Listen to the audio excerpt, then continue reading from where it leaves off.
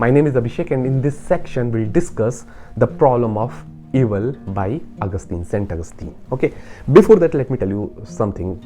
My constant effort is to find out or to discover the most efficient or effective way of teaching philosophy, and I keep on searching new methods, new techniques, and in that struggle, I have come up with this course, for all of you, whether you are preparing for UPSC or state PSCs or UGC NET. It doesn't matter which examination you are preparing for, but this course will help you all. What I did, I have created around 1500 to 2000 slides covering almost all the major philosophers in the world that you need to know as part of your syllabus. Okay, and this presentation on the problem of evil is will tell you that what I'm talking about. So without any further delay, let's get started. Saint Augustine was an Algerian Roman philosopher and theologian of the late Roman early medieval period. He is one of the most important early figures in the development of Western Christianity. He was an Orthodox Christian. His understanding of God as a source of absolute goodness and truth came from Plato's metaphysics and epistemology. See, all this information is good to know and you don't need any explanation. I just hope you can use this information smartly. Okay, moving on. Next slide. Saint Augustine was born on November 13th, 354 in Tagaste, a provincial Roman city in Algeria, Africa. His father Patricius was a pagan, okay, but his mother Monica was a devoted Catholic Christian. Now let me click on pagan to see what is this. You can pause the video and you can read it, but let me explain. Basically, it is a religious cult that believes nature is sacred and there are multiple gods with one chief god. They particularly don't believe in one religion. For them, God is in every object, in every natural creation. So they are not atheist, but they also don't follow any particular religion. So they believe in all by not believing in one. Got it? Back to Augustine. He was raised as a Catholic but followed pagan beliefs and practices.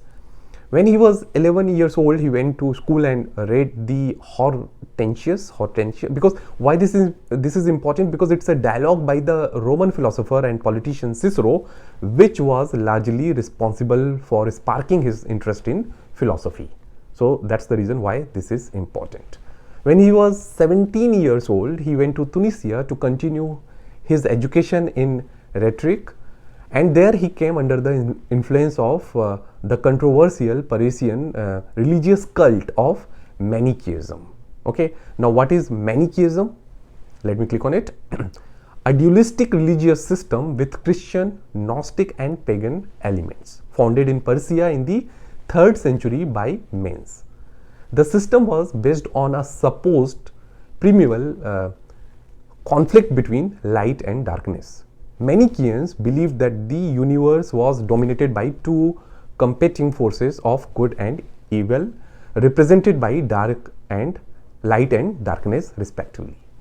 So from here his search to find an answer to the problem of evil started. However, he did not find any satisfactory explanation or solution in Manichaeism, which forced him to leave this sect, and we'll discuss that. Later on, he embraced skepticism and finally converted to Catholic Christianity that he followed for the rest of his life. He died in year 430, working tirelessly to convert the diverse local, racial and religious group to the Catholic faith. So this is all about his life. Let's first try to understand what is the problem of evil. So as explained by Epicurus, let me read it out.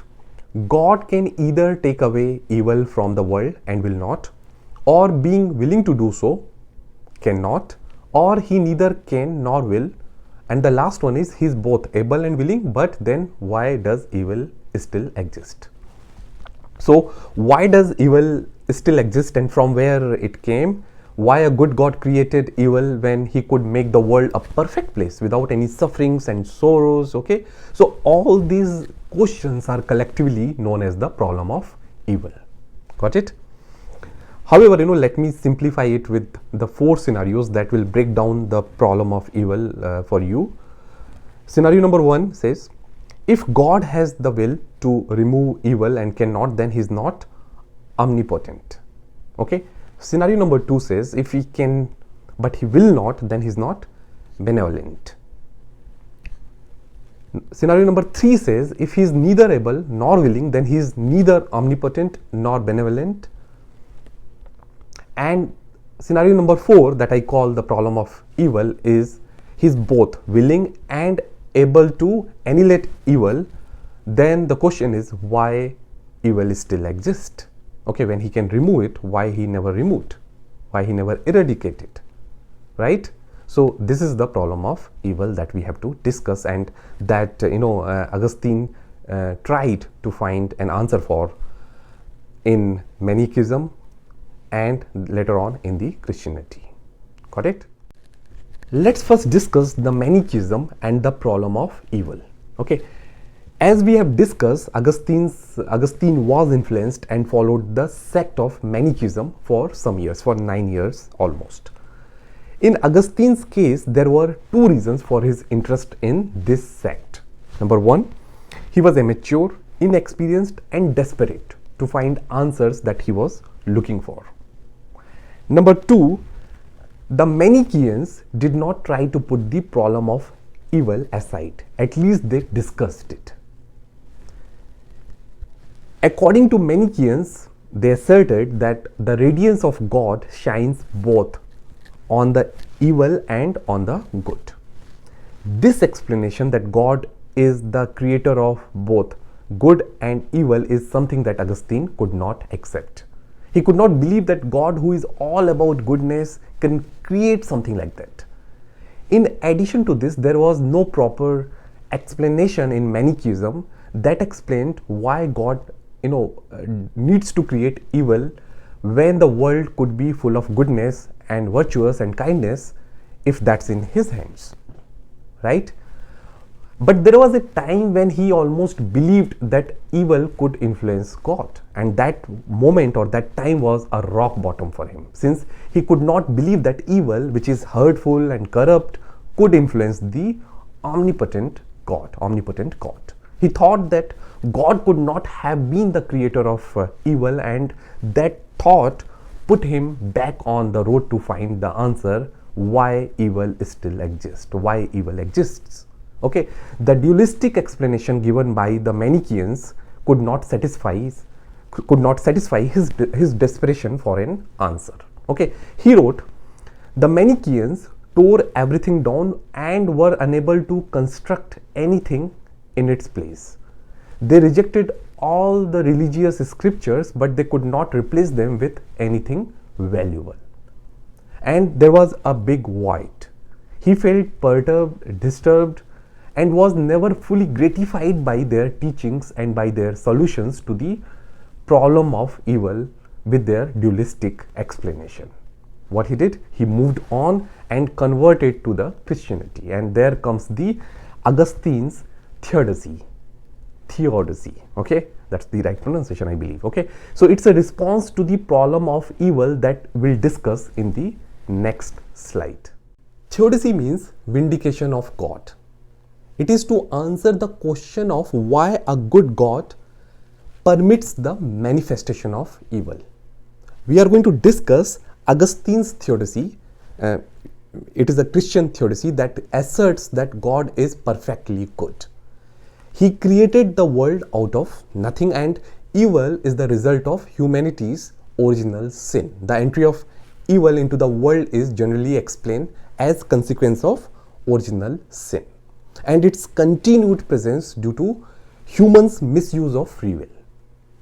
The Augustine's theodicy maintains that God remains perfect in goodness and kindness, virtuous, and in addition, evil and sufferings and sorrows, they all are not God's fault. Now the question is, what is original sin? If you don't know, let me click on it. It is the Christian view of the nature of sin in which humanity has existed since the fall of man. The sin of disobedience in eating the forbidden fruit from the tree of knowledge, the knowledge of good and evil by Adam. Coming back to Augustine's theodicy. See, the point that he's trying to make is God did not create evil. Okay, you might have understood by now. And he's not responsible for its occurrence. It is us, the humans, who corrupt God's creations. Question is, why we are allowed to let it corrupt is because of original sin and free will. Again, as per me, original sin was because of free will only. So, free will is the real culprit here, okay? Again, free will in itself is a good thing. That means God never created anything bad. However, how you use your free will is totally up to you, right? Now you may ask why God has given us free will if this is causing so much of pain and suffering in the world. Because without a free will and intelligence, you are nothing but a rock. God does not want you to live life the way He wants, but you should live the way you want. You can choose a good way or a bad way, but it should be your way. And that's how you will live a fulfilling life, right? Imagine you are living with your parents where they are trying to control everything in your life, okay?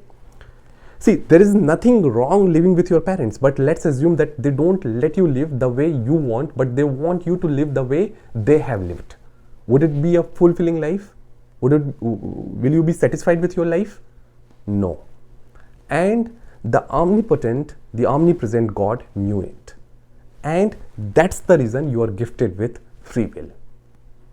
Misusing free will is like misusing a drug that a scientist created out of pure genius without knowing it would be abused by some people.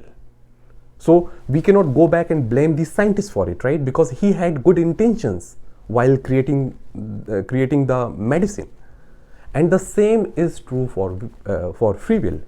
God wants you to have a fulfilling life, but how you use your free will is totally up to you.